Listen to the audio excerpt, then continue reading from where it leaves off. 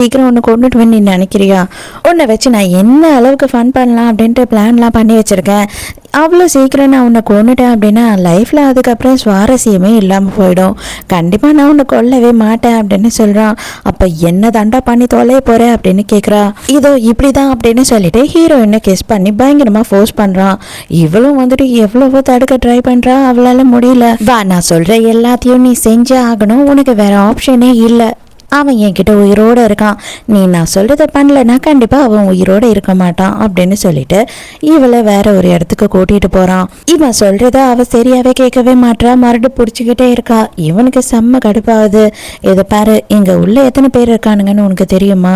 இங்கே இருக்க ஒருத்தனும் இன்னைக்கு உன்னை என்ன நாஸ்தி பண்ண போகிறானுங்கன்னு மட்டும் பாரு.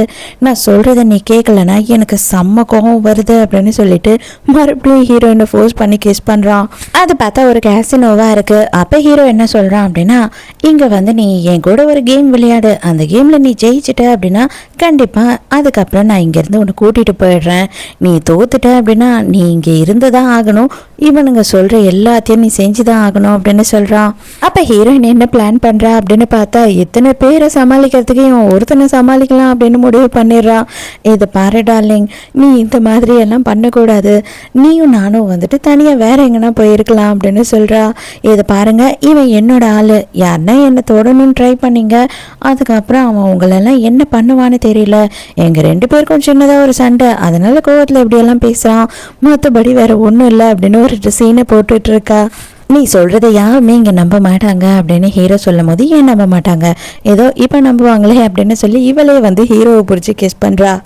சரி ஓகே, இவ என்னோட ஆள் தான், ஆனால் நான் என்ன சொல்கிறேன் அப்படின்னா, இன்றைக்கி வந்து உங்களுக்கு நான் கிஃப்டாக இவ்வளோ கொடுக்குறேன், இவன் இந்த கேமில் வின் பண்ணால் ஓகே, இல்லைன்னா கண்டிப்பாக உங்களுக்கு இவ கிஃப்ட்டு அப்படின்னு சொல்லிடுறான்.